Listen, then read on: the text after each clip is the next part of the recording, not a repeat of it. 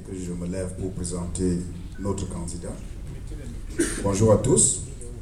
Bonjour chers invités, bonjour chers journalistes. Et merci d'avoir répondu aussi nombreux à l'appel du candidat Mongé Nyamsi Daniel, que je m'en vais vous présenter brièvement. Mongé Nyamsi Daniel est né le 28 novembre 1975 à Djombe, dans le département du Mongo. Mais il est originaire du département du Nkam. Seulement, c'est un fils de fonctionnaire. Et comme beaucoup de fils de fonctionnaires, il a parcouru le Cameroun, accompagnant ses parents qui étaient affectés ici et là. Son parcours académique, il le fait donc pratiquement dans 5 villes, à savoir Yabassi, Konjok, Bertois, Ndiam et Mbankomo, où il obtient en 1995 le baccalauréat série A4 espagnol. Cette même année, c'est-à-dire en 1995, Nyamsi Mongé Daniel ou Mongé Nyamsi Daniel prend une inscription à l'université de Yaoundé 1, département d'histoire, c'est en faculté des arts, lettres et sciences humaines. En 1998, c'est-à-dire 3 ans plus tard, il obtient une licence en histoire, option histoire des relations internationales. En 1999, il obtient une maîtrise en sciences politiques à l'université de Yaoundé 2. Sauf qu'en 1998, donc un an avant, il a été reçu au concours d'entrée à l'École nationale d'administration et de magistrature, division régie financière, section douane. Et, parce qu'il poursuivait ses études, il a présenté de nouveau ce concours, mais au cycle A. Il est donc reçu en 1999 au concours d'entrée à l'École nationale d'administration et de magistrature, division des régies financières, section douane, cycle A. Vous comprenez qu'il a à peine eu le temps d'engager le cycle B qu'il est rentré au cycle A. C'est donc 3 ans après son entrée à l'ENAM qu'il en ressort diplômé de la dite école. À sa sortie d'école, il est d'abord affecté au port de Douala en qualité d'inspecteur de visite. Après cela, il est affecté, et c'est jusqu'en 2008, tour à tour, comme chargé d'études assistant et chargé d'études à la division de la législation à la direction générale des douanes. En 2009, il est nommé vérificateur à la brigade de contrôle du secteur des douanes de Douala, port 6. En 2011, il est nommé chef de brigade de contrôle au secteur des douanes du littoral 1, poste qu'il occupe jusqu'à ce moment. Vous allez donc me demander qu'est-ce que tout cela a à voir avec le sport. Nyamsi Mongé Daniel ou Mongé Nyamsi Daniel a un passé dans le sport. Parce qu'il est promoteur associé de plusieurs clubs, parmi lesquels Bodiman FC, Bama SV, FC, De Grando FC. D'ailleurs, en 2014, lors du processus électoral conduit par le premier comité de normalisation, il était déjà délégué du département du Nkam. Chers invités, chers journalistes, le candidat que je vous présente est un jeune qui comprend les enjeux de l'heure. Le candidat que je vous présente est un Camerounais qui connaît le Cameroun profond pour avoir séjourné dans plusieurs parties de notre pays. Le candidat que je vous présente est un cadre bien formé. Le candidat que je vous présente est un manager expérimenté. C'est un homme centriste qui va s'entourer de toutes les expertises, quels que soient les bords, pour que le football renaisse. Nous savons que l'unanimité n'est pas de ce monde, mais nous espérons que la posture de notre candidat lui permettra de fédérer les différentes énergies. Mesdames et messieurs, je vous prie d'accueillir le candidat Mongé Nyamsi Daniel, s'il vous plaît.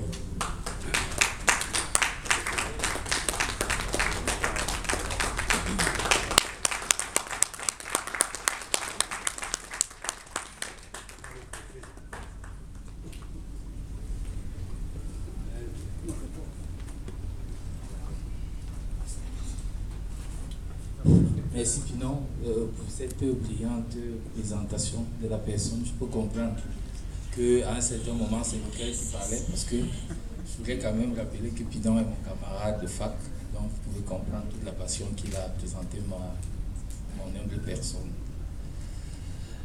Je voudrais dire bonsoir à tout le monde et remercier tous les aînés, les grands frères, la presse, la presse, toute la presse qui est là et qui a décidé de m'accompagner dans cette aventure. C'est véritablement une aventure parce que c'est quelque chose de nouveau. Lors de ma présentation, Pinon vous a fait savoir que je suis un fils de fonctionnaire. Donc j'ai passé tout mon temps à voyager avec mes parents. Bien évidemment, en fond, nous étions tous amoureux du football. Donc, quand j'ai atteint la majorité, mon rêve a toujours été d'apporter tout ce que je sais dans le football, d'apporter toutes mes belles idées dans le développement du football. C'est ce qui explique un peu ma candidature à la présidence de la FECAF. Donc je vous remercie et je vous prie justement d'accepter la petite présentation brève qu'on va vous faire parce qu'en fait, vous pouvez savoir qu'ici, par une simple présentation, on ne peut pas résoudre tous les chevaux de problèmes que le football camerounais rencontre aujourd'hui. Donc, c'est vraiment une présentation simplifiée que nous allons faire. Forcément, lors des échanges, nous aurons l'occasion d'entrer plus en profondeur dans certains problèmes qui sont spécifiques. Bien évidemment, je n'ai pas la prétention d'apporter des solutions miracles, mais j'ai la prétention de pouvoir me battre pour que le football camerounais se renouvelle et redore son blason au niveau de la scène africaine et mondiale si possible. Donc, en fait, voilà un peu ma présentation. Voilà. En fait, le thème qui me conduit est de pratiquer le football autrement. Pourquoi pratiquer le football autrement? Simplement parce que, comme vous le savez aujourd'hui, le football a trop de distinctions. C'est une association, la FECAF. Mais aujourd'hui, on ne peut pas dire qu'elle fonctionne comme une association. J'ai toujours dit, quand j'échange souvent avec Pinon, j'ai toujours dit que la FECAF est une tontine de clubs. Mais aujourd'hui, c'est une tontine qui va dans tous les sens. Les intérêts sont dispersés, les intérêts sont démesurés à certains moments. Et puis aujourd'hui, on a l'impression qu'il y a une dislocation de la FECAF. Donc, en fait, quand je parle de football autrement, c'est de dire que c'est de me poser quelques questions. Mais est-ce qu'on ne peut pas faire autrement? Et nous pensons, avec mon équipe, qu'on peut faire autrement. C'est pour ça que nous avons postulé à la présidence. Bien évidemment, nous pensons aussi qu'on ne peut pas le faire seul. C'est pour ça que tout à l'heure, en bas, vous voyez bien que nous avons une petite phrase anglaise, pour dire qu'en réalité, nous n'allons pas le faire seul. Nous allons le faire ensemble. Voilà. Notre méthodologie est simple. Le football camerounais est devenu très complexe. Et justement, pour régler les problèmes complexes, il faut utiliser des méthodes simples, des méthodes compréhensibles par tout le monde, des méthodes qui peuvent être entendues, qui peuvent être pratiquées par tous les acteurs. Parce que nous savons que le monde du football accueille tout le monde. Nous avons toutes sortes de formations sociologiques dans le football, toutes sortes de formations. Nous avons je suis un cadre de l'administration des douanes, on a d'autres personnes, d'autres univers qui sont dans le football. Donc du coup, aux problèmes complexes, utilisons les solutions simples. C'est pour ça que nous avons pensé que dans notre méthodologie, nous allons partir de la résolution des problèmes simples vers les problèmes plus complexes. Donc c'est un peu ce que nous envisageons de faire au niveau des... Pour le faire donc, nous aurons forcément besoin de nous appuyer sur une thématique que j'inscris ici dans une trilogie. Nous avons d'un côté l'éthique. Honnêtement, nous avons tous constaté que l'éthique a disparu du monde du football. Notre intérêt donc sera de faire revenir cette éthique-là dans le football, afin que ce football redevienne crédible. Aujourd'hui, il y a des gens qui ne veulent même plus entendre parler du football. Tout le monde sait que non. Je prends comme ça une anecdote. Quand ma candidature a été validée, il y a un grand frère qui m'a appelé pour me dire, mais attends, qu'est-ce que tu vas chercher dans ce milieu? C'est un milieu de corrompus. Voilà l'image que notre football renvoie aujourd'hui. C'est-à-dire qu'aujourd'hui, les gens sont convaincus que dans ce monde-là, il n'y a que des corrompus. C'est pour ça que nous pensons qu'avant de faire quoi que ce soit, nous devons ramener l'éthique au centre de nos préoccupations. Ensuite, le deuxième thème, en fait, je crois que c'est une coquille là, c'est l'équité. L'équité, pourquoi? Parce que nous avons l'impression aujourd'hui que le football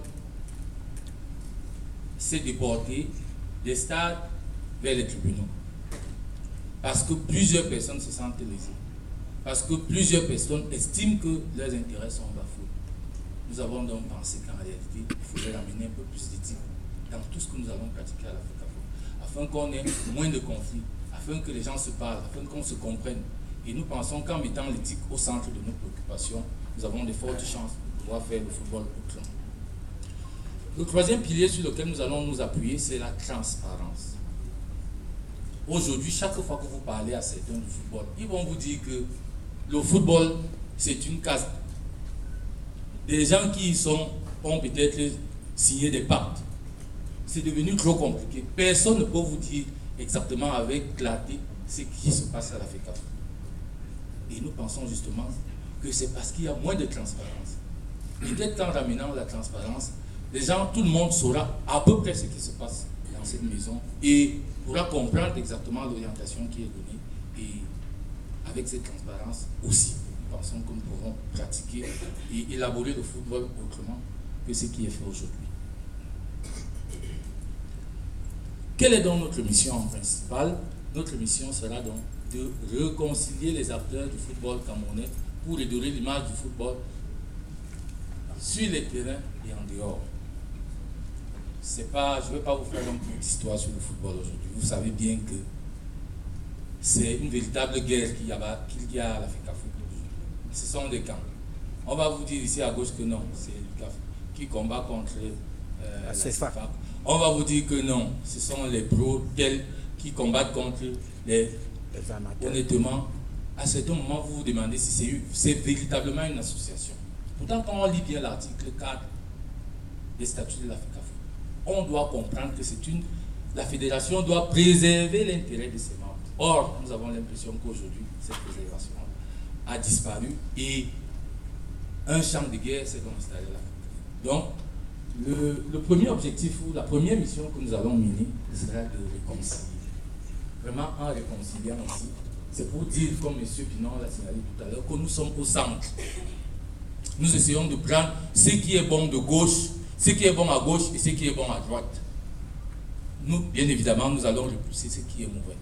Donc, c'est pour dire que nous sommes prêts à travailler avec tout le monde parce que nous pensons que le football camerounais aujourd'hui a besoin que nous fédérons pour pouvoir le relever, le sortir de l'abîme où il se trouve en ce moment. Quelles seront donc nos priorités?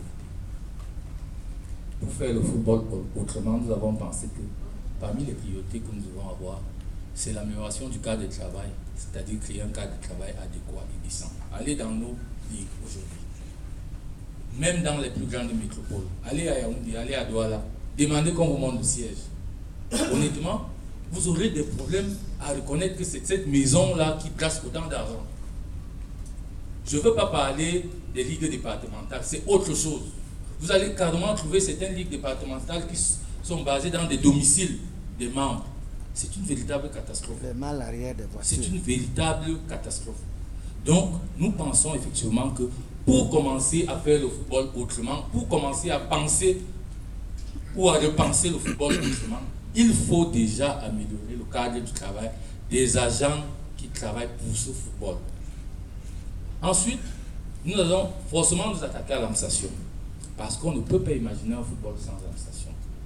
De plus en plus, aujourd'hui, nous avons l'impression que tous les problèmes qui sont posés à la FECAFOOT ont été posés à cause du manque du fonctionnement d'une bonne administration. Donc, nous avons l'impression que l'administration là-bas a des gros manquements. Et nous pensons que pour faire le football autrement, l'une des choses à faire, c'est de ramener dans cette administration des personnes compétentes, de ramener des règles simples, des règles compréhensibles, d'amener les membres à pouvoir assumer et appliquer ces règles qui ont été définies ensemble pour que nous puissions pratiquer le football autrement. Ensuite, nous avons les corps de métier, valoriser les corps de métier et mieux les encadrer. C'est vrai. Aujourd'hui, chaque fois qu'on parle du football, on a l'impression qu'il ne s'agit que des footballeurs. Non. On a d'autres corps de métier. Moi, je vais prendre le cas des arbitres. On ne peut pas imaginer le football sans les arbitres. Est-ce qu'ils sont bien encadrés? On ne peut pas imaginer le football sans les entraîneurs. Est-ce qu'ils sont conscients du rôle qu'ils jouent? Est-ce qu'ils sont fiers de leur posture actuelle? Nous pensons que non et nous croyons vivement qu'il faudra tout faire pour valoriser ce travail qui est fait par ces arbitres, ce travail qui est fait par les entraîneurs. Ensuite, nous pensons qu'il faut penser aussi à une bonne planification des compétitions. Et ça, c'est vrai. Le débat ces jours-ci a été porté sur la Coupe du Cameroun. Vous connaissez l'incident, je ne veux pas entrer dans les détails parce que tous ici, si vous êtes journaliste, vous savez bien ce que nous avons eu. Vous savez bien qu'on a un club aujourd'hui qui a été recalé simplement parce qu'on n'a pas respecté notre calendrier par rapport à la Coupe du Cameroun. Et ça, c'est inadmissible. C'est inadmissible. Comment est-ce qu'on ne peut pas programmer des compétitions? Nous avons le calendrier, le calendrier africain qui est donné. Nous le connaissons. Comment on ne peut pas trouver un point d'ancrage avec le calendrier national? C'est simplement, c'est quelque chose qui nous dépasse et nous pensons qu'effectivement, il faut penser à une bonne planification des compétitions et cela, pour le faire, il faut beaucoup de professionnalisme. Ensuite, nous avons pensé à une meilleure présentation du Cameroun au niveau international. C'est vrai, l'image du Cameroun aujourd'hui est salie dans le monde entier. La dernière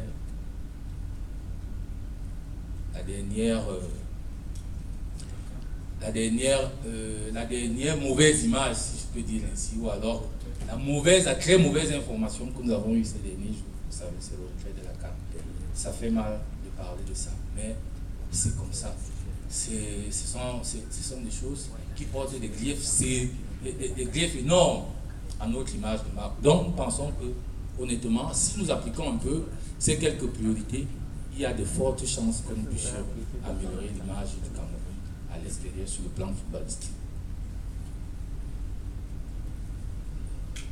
Ensuite, nous avons parlé de l'administration tout à l'heure. Mais comment est-ce qu'on va faire pour qu'on ait une bonne administration? Quels sont les leviers sur lesquels nous devons travailler pour que l'administration à l'Africa Foot fonctionne bien? Il y a des points essentiels que nous devons pratiquer. Nous devons déjà penser à sécuriser le fichier des joueurs. C'est hyper important de penser à sécuriser le fichier des joueurs parce que de plus en plus aujourd'hui, on a même du mal à donner l'historique des joueurs. Si on vous pose des questions sur certains joueurs, vous ne connaissez même, on a du mal à connaître leur parcours parce que là-bas au niveau de l'Africa Foot, on ne sait même pas s'il y a un système d'archivage là-bas. Donc nous avons pensé qu'en réalité, il faut penser à sécuriser le fichier des joueurs. Bien évidemment, pour le faire, il y a un grand programme d'informatisation qui est défini. Mais c'est un détail dont il est important que nous parlions aussi. La sécurisation des licences, ça rentre dans le même cadre en réalité. C'est toujours par l'informatisation que nous allons le faire. Le suivi des indemnités de formation et des transferts, bien évidemment. Il y a beaucoup de clubs aujourd'hui qui souffrent de ce manque de suivi. Certains footballeurs évoluent à l'étranger, mais on n'a pas l'impression que les clubs formateurs ont véritablement profité de ces indemnités de transfert. Parce qu'au niveau de l'Africa Foot, on n'a pas un véritable suivi par rapport à ça. Et nous pensons que ce sont des points essentiels. Parce que ce sont des primes qui permettent aux clubs de pouvoir suivre, surtout dans notre contexte où nous savons bien que garder ou diriger les clubs devient très compliqué, surtout sur le plan financier. La gestion du patrimoine de l'Africa Foot, ça aussi il faut le faire. Il faut savoir à un certain moment ce que l'Africa Foot a. Peut-être c'est parce que nous ne connaissons pas ce que l'Africa Foot a véritablement qu'on ne peut pas savoir ce qu'on va lui donner. Après, donc c'est important que nous puissions gérer le patrimoine de la FECAFOOT, savoir ce que la FECAFOOT a déjà et faire des projections sur ce qu'elle peut acquérir pour essayer de développer, de mieux se développer. Ensuite, nous avons une concertation permanente avec les acteurs. Ça, c'est un point important parce que de plus en plus aujourd'hui, on a l'impression que les échanges, les concertations ont disparu. C'est pour ça qu'il y a toutes ces dissensions.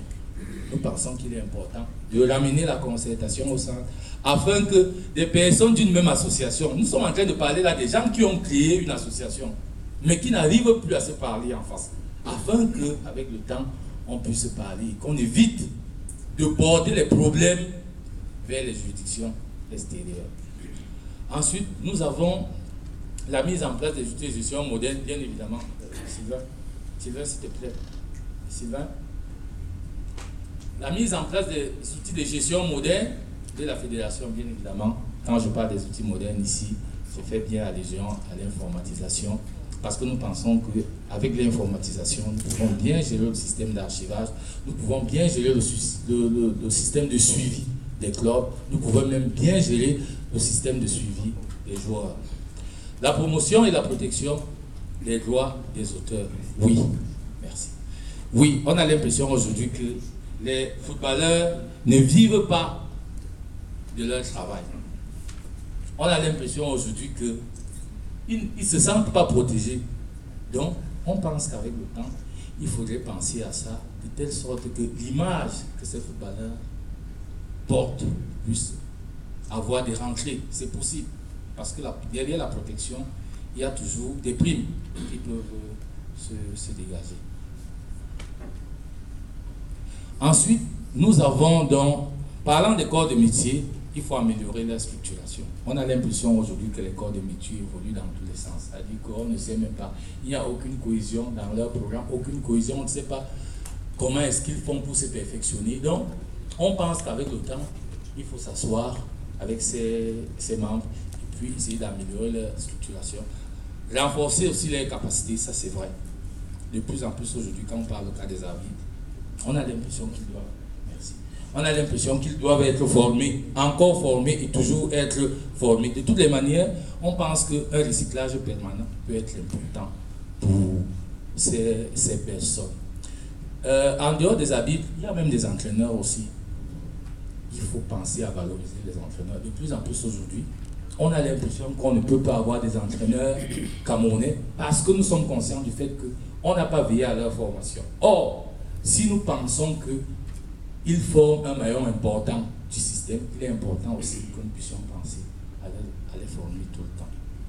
Ensuite, nous parlons de la conceptualisation et le déploiement des politiques de reconversion. Oui, de plus en plus aujourd'hui, on a l'impression que dès qu'on quitte les stades, notre vie bascule. Et ça, il faut penser à ça. Certainement, je vais passer la parole tout à l'heure à un ancien international que j'ai fait venir.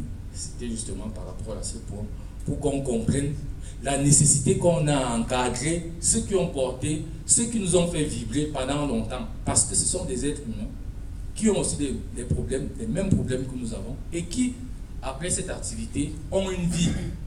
Donc il est important, après, que nous puissions penser à la reconversion. Et ça, on doit le faire quand ils sont encore en activité.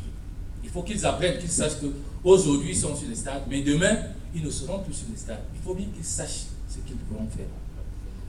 Ensuite, nous avons les promotions au plan national et international. Ça, c'est vrai. Ça ramène encore le principe de la transparence ici.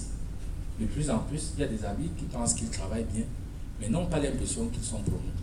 Il en va de même pour les entraîneurs. Nous pensons qu'il faut établir un système de promotion clair, connu par tous, qui permettra aux uns aux autres de savoir si le temps pourrait être arrivé pour être promu. Et surtout, tout faire pour promouvoir ceux qui travaillent vraiment et qui se tuent à la tâche tous les jours. Ensuite, nous avons pensé à l'élaboration et la mise en œuvre du statut du joueur international. Ça, c'est aussi vrai. Nous pensons dans notre équipe qu'en réalité, le joueur international ne peut pas être considéré comme le national. Ce n'est pas une discrimination que nous sommes en train de faire, mais c'est simplement parce que nous pensons que le joueur international est plus porteur puisqu'il porte l'image du Cameroun, même à l'extérieur, il est important pour nous, au niveau du Cameroun, de pouvoir le valoriser, de telle sorte que cette valorisation puisse être comme un bonus pour lui dans tous les clubs étrangers où il pourra évoluer. Ensuite, nous allons parler des compétitions. Nous avons évoqué un peu les compétitions tout à l'heure. Nous avons dit qu'il est important de trouver de les coordonner sur le plan national. Et ça, c'est vrai. Et ça, nous devons travailler avec la Ligue pour le faire. Pour qu'un calendrier précis et clair soit donné. Parce que si on n'a pas ce type de calendrier, honnêtement, on aura toujours des problèmes comme ceux que nous avons vécu tout à l'heure, ces derniers jours par rapport à la Coupe du Cameroun. C'est le même point sur l'arrimage des calendriers nationaux aux calendriers internationaux, parce que nous savons que généralement nous avons à l'avance les calendriers internationaux et nous devons tout faire pour trouver une implication entre nos calendriers nationaux et ceux qui sont donnés à l'international. Ensuite, nous avons la structuration du football jeune. Ça, c'est un point important. Nous avons l'impression aujourd'hui, nous rendons aujourd'hui compte que nos pépinières ont disparu. De plus en plus aujourd'hui, vous allez même dans les départements, c'est un problème pour trouver les talents. Pourtant, les talents sont là. Il faut simplement tout faire pour les réveiller. Le football jeune a disparu des stades. Et ça, il faut une véritable panacée pour que demain, nous ne puissions pas en souffrir. Parce qu'aujourd'hui, de plus en plus, on en parle. Nous avons peut-être gagné la CAN et les gens ont l'impression de ne pas voir le problème. Ceux qui vont dans les sous-régions, ceux qui vont dans les départements, ceux qui vont dans les arrondissements, ceux qui vont dans les districts, vont se rendre compte que dans certains districts, on ne parle même plus du football. C'est simplement parce que nous sommes à Yaoundé. Allez ailleurs. La réalité est triste. Donc, nous pensons que il faut redynamiser le football jeune. Comment ça va se faire? Beaucoup de techniques peuvent être implémentées ici.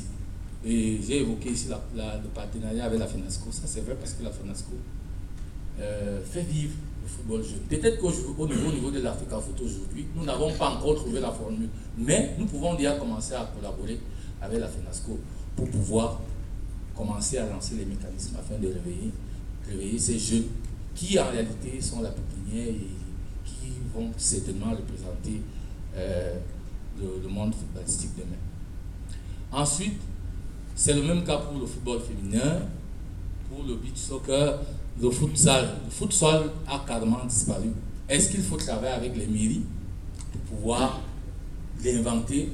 Ça, c'est une piste qu'on peut explorer et je crois que si nous avons la chance d'être portés à la tête de l'Africa Foot, c'est véritablement une piste que nous allons explorer et nous pensons que nous pourrions trouver des solutions en nous associant aux communautés décentralisées, que sont les mairies. L'amélioration de la représentativité des clubs camerounais sur la scène africaine, bien évidemment, dans le contexte où nous sommes. On ne peut pas imaginer que les clubs camerounais se comportent bien sur le plan international parce que le contexte dans lequel ils évoluent n'est pas favorable. Donc nous imaginons une hypothèse où il faudrait qu'au-delà de l'apport du gouvernement, au-delà de l'apport du ministère des Sports, que l'Africa Foot elle-même trouve une formule pour accompagner les clubs qui sont engagés à l'international. Bien évidemment, on a évoqué un point concernant le soutien aux promoteurs des tournois des jeunes. Dans les départements, moi j'aime parler des départements parce que moi j'ai vécu un peu certaines réalités dans ces départements-là. Dans les départements, il y a beaucoup de promoteurs qui s'engagent. Mais on n'a pas l'impression qu'ils sont suivis par l'Africa Foot. On n'a pas cette impression-là. Peut-être nous reviendrons un peu plus loin sur ce problème parce qu'en parlant de la direction technique nationale, peut-être qu'on va imaginer une hypothèse de créer des centres techniques, de délocaliser les centres techniques dans des régions, à la limite, dans des départements, pour que ces promoteurs se sentent accompagnés, pour que ces promoteurs se sentent appuyés à l'instance spéciale. Donc nous en parlerons un peu plus loin.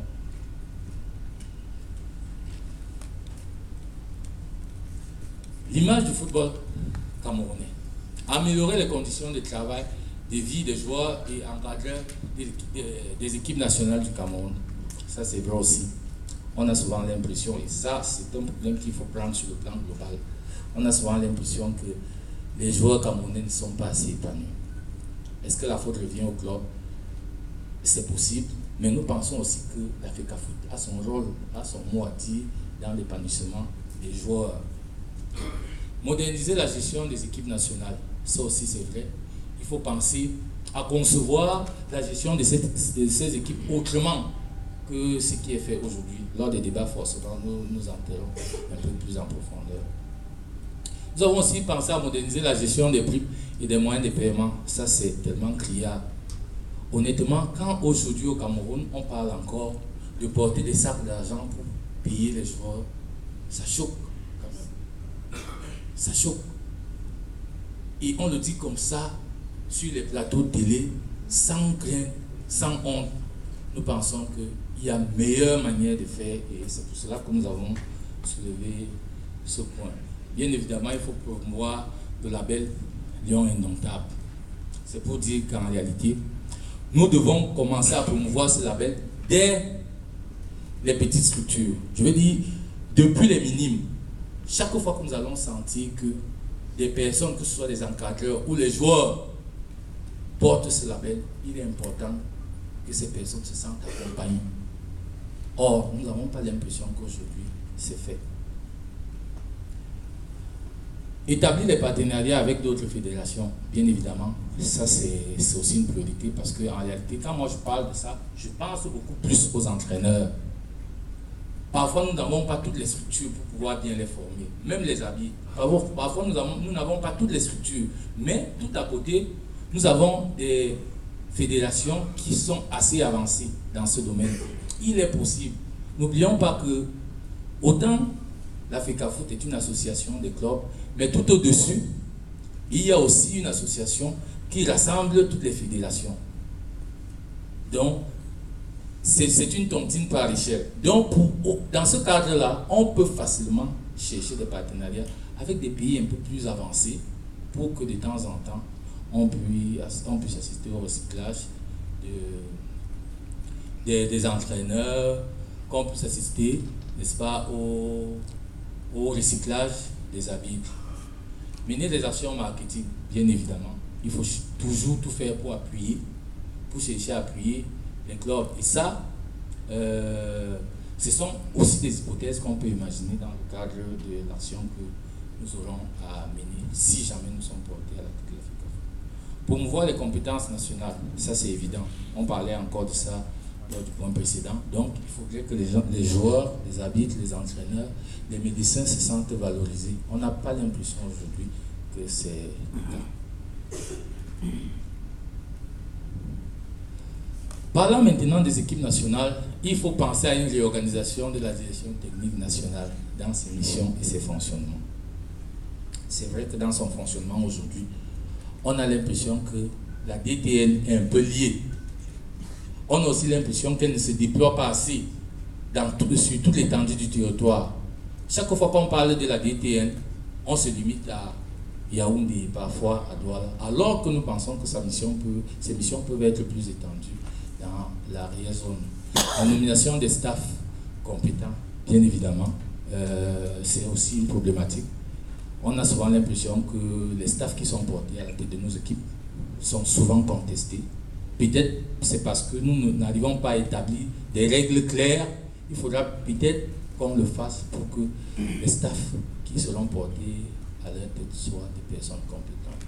La contractualisation des staffs des équipes, ça entre dans le même cadre. En réalité, chaque fois qu'on a choisi des personnes compétentes, il faut bien les sécuriser, voilà, et les rendre responsables des actes qu'ils vont poser. L'évaluation régulière des sélections nationales par la DTN, ça c'est aussi vrai. On a l'impression aujourd'hui que la DTN, par rapport aux sélections nationales, ne joue plus pleinement son rôle. Peut-être parce qu'il y a de temps en temps des guéguerres entre cette DTN et les staffs choisis, mais nous pensons qu'en réalité, la DTN doit chapeauter tous ces staffs-là et permettre effectivement que ces staffs travaillent dans de meilleures conditions.